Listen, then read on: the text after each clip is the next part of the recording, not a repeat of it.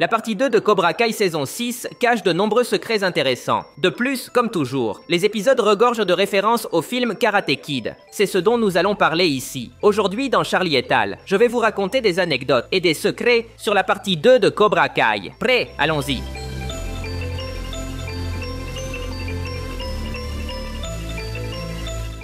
Dans l'épisode 8, Carmen a failli mourir, car sa grossesse est devenue à haut risque. Je vous jure, mon cœur s'est arrêté quand j'ai vu son lit couvert de sang. Heureusement, elle s'en est bien sortie. Mais toute cette idée semble être une référence à la tragédie de Miyagi. Rappelons que le sensei a perdu sa femme et son bébé, à cause de complications lors de l'accouchement. Les scénaristes de Cobra Kai sont de grands fans de la reprise d'idées de la saga originale. C'est un exemple parfait. Johnny Lawrence a failli vivre la même tragédie que Miyagi.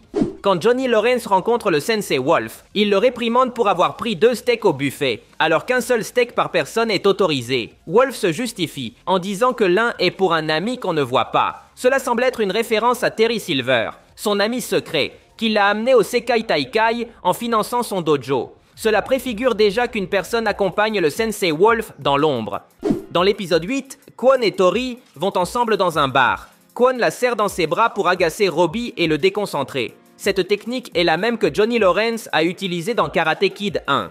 Dans ce film, Johnny et Daniel se disputent pour être avec Ali. Il y a une scène où Johnny, remarquant la présence de Daniel, serre Ali dans ses bras de force pour l'embêter.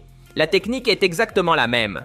La partie 2 nous présente le champion des Iron Dragon, Axel Kovacevic. Ce combattant invincible semble inspiré par Ivan Drago, le légendaire boxeur de la saga Rocky Balboa. Les deux ont des similitudes, comme leur attitude froide et inexpressive, leur grande taille et leur traitement par leurs entraîneurs, comme des robots sans émotion. D'ailleurs, quand les Miyagi-Do rencontrent Axel, Hawk dit qu'il semble avoir été créé en laboratoire. Rappelons qu'Ivan Drago, dans Rocky IV, s'entraînait avec des produits chimiques et était surveillé par une technologie de pointe, comme une expérience en laboratoire.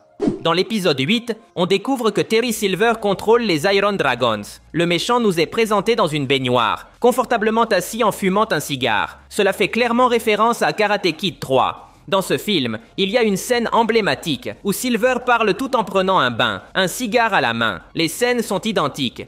Pendant le combat sur la plateforme, Robbie est distrait en voyant Tori. À cause de cela, il tombe de la plateforme et est éliminé. Robbie exprime sa frustration en frappant le sol avec ses mains. Ce mouvement est le même que Robbie a fait quand il a perdu la finale du tournoi All Valley dans la saison 4. À cette occasion, il avait été battu par Hawk et avait aussi frappé les tapis par frustration. Dans l'épisode 7, Daniel est kidnappé et finit par affronter Dennis, un homme de main envoyé par Terry Silver. Ce personnage est apparu pour la première fois dans Karate Kid 3 en 1989. À l'époque, c'était un jeune homme de main qui n'apparaissait à l'écran que quelques secondes, affrontant Daniel.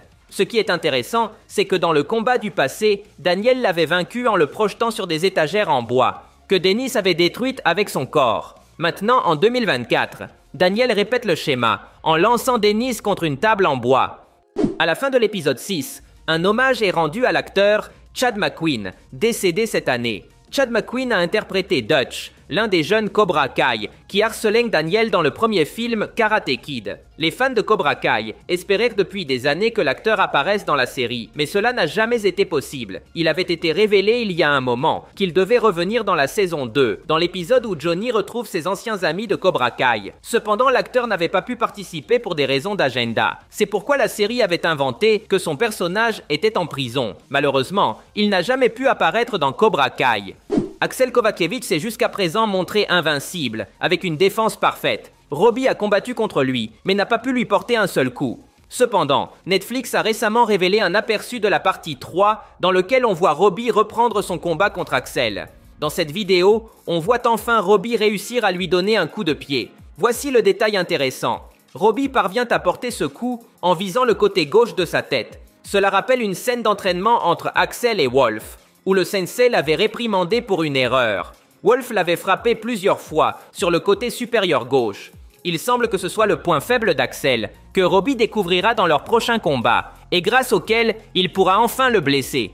Pendant l'entraînement à Barcelone, Daniel et Johnny demandent à leurs élèves de monter des escaliers. La scène se termine avec tout le monde célébrant, en musique de fond. C'est une référence claire à la saga Rocky Balboa, notamment la séquence d'entraînement légendaire où Rocky monte les escaliers. Une scène iconique du cinéma.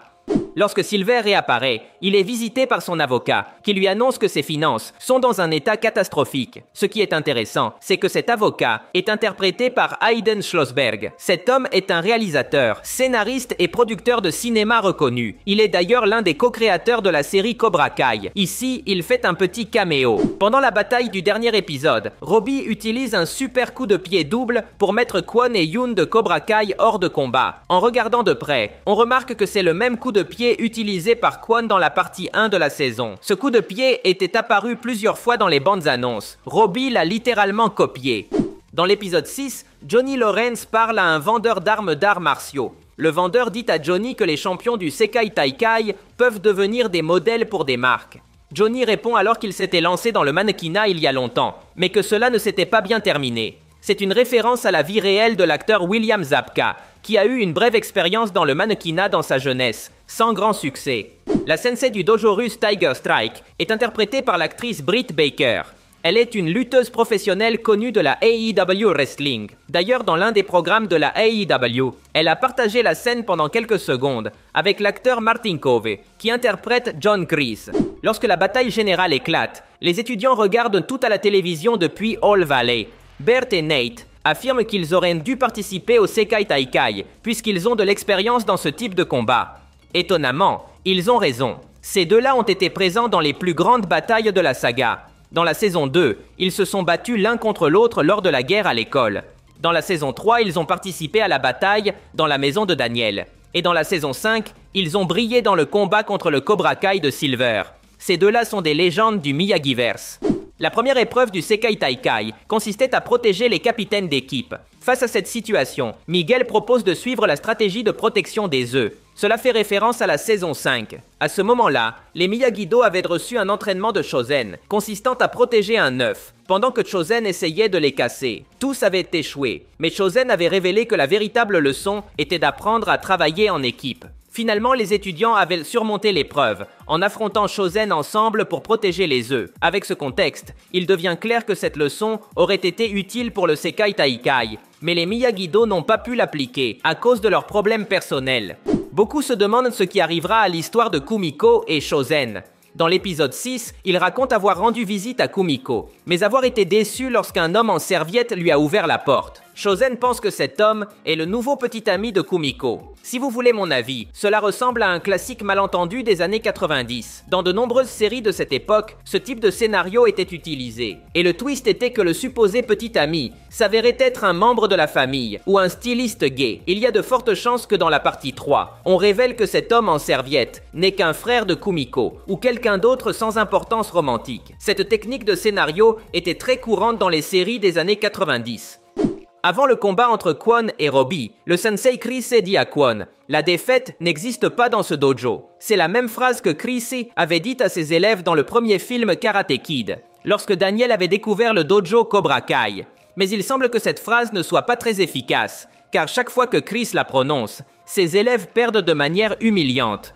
Grâce à des fuites, nous savons que la partie 3 de Cobra Kai se déroulera à All Valley.